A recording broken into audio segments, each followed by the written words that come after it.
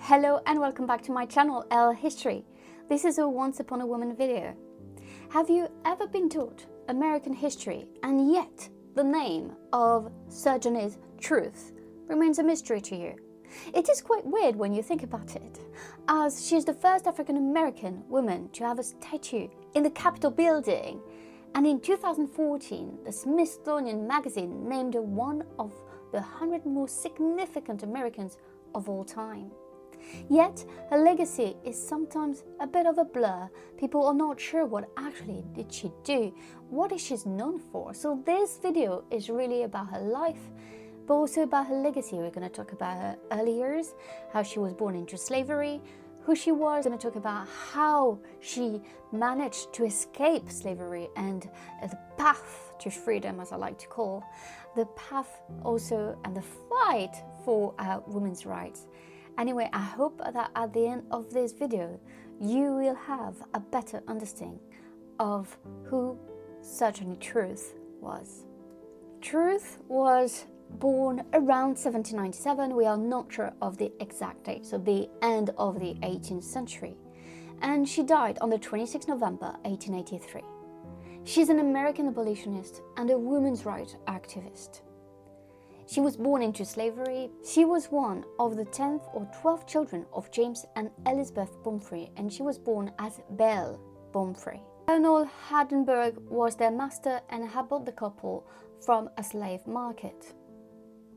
They were living 94 miles away from New York City, and her first language was Dutch. Colonel Hardenberg died, and his son Charles at some point took over. And when he died in 1806, Truth was 9 years old, and she was sold at an auction, slave auction. There she had a few masters, and she kept being sold time after time. Her last master was John Dumont, a very cruel man who raped her repeatedly, and because of this rape they had 2 children together, James and Diana. Eventually she finally married another enslaved man named Thomas, and together they had 3 more children, Peter, Elizabeth and Sophia. Dumont had promised Truth her freedom, but kept lying. Each time where it was to a point to give her freedom, he actually said, oh no, actually not now, we'll have to wait a bit longer. And that type of behavior made that Truth felt like she has no other choice but to grab her own freedom and to fight for her own freedom. In 1826, 1 year before that the Emancipation Act was finally finalized, Truth had actually escaped from slavery and made her way to freedom with her infant, Sophia. She left all her other children behind. She had no other choice. She could not keep all of them with her. Truth and her daughter took refuge with Isaac and Maria Van Vanagen, who were abolitionists themselves and were fighting slavery. Isaac offered Truth work and eventually paid Dumont $20 over the time, until the New York State Emancipation Act was approved.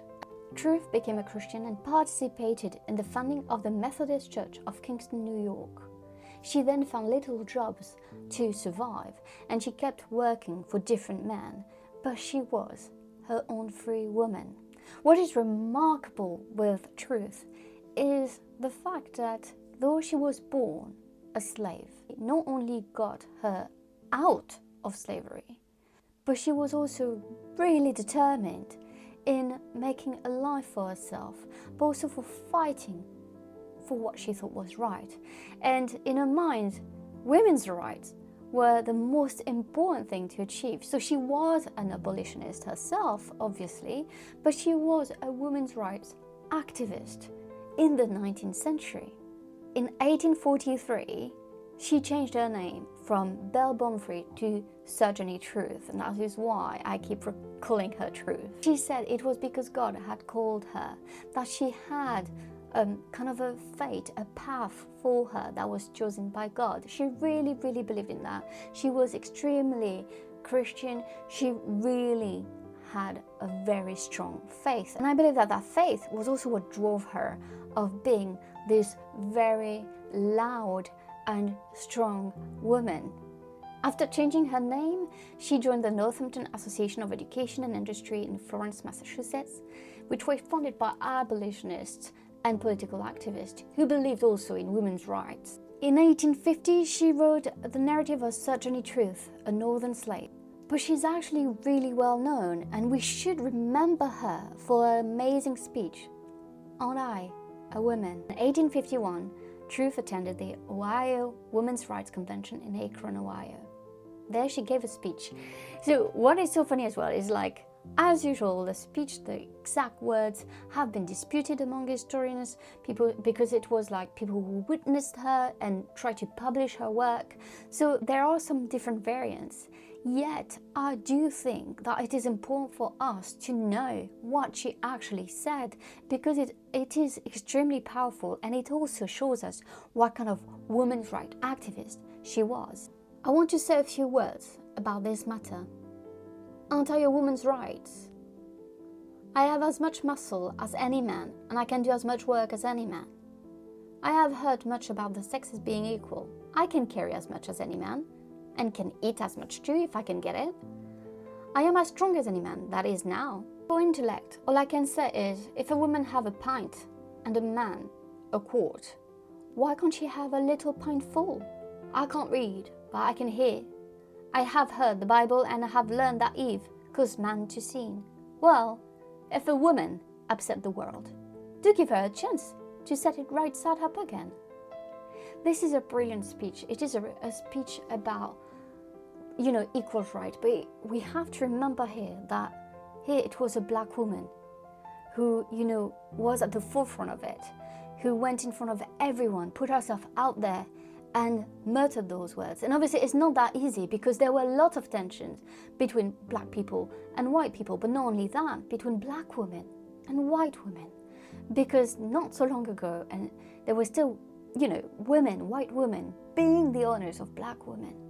And here we have this very brave, very strong black woman talking about her rights, talking about her strength, talking about her intellect, talking about what she has to offer, discussing the Bible, resonating with all Christians. She was a true force to be reckoned with. And I really hope that now you learn a bit more about her, and that you will want to learn even more. And I'll put down below some books for you to really, really discover her incredible life. Truth dedicated her life to fighting, slavery, to fighting for a more equal society for everyone. She really is the example of a true women's rights activist, and I hope that we can remember her as such.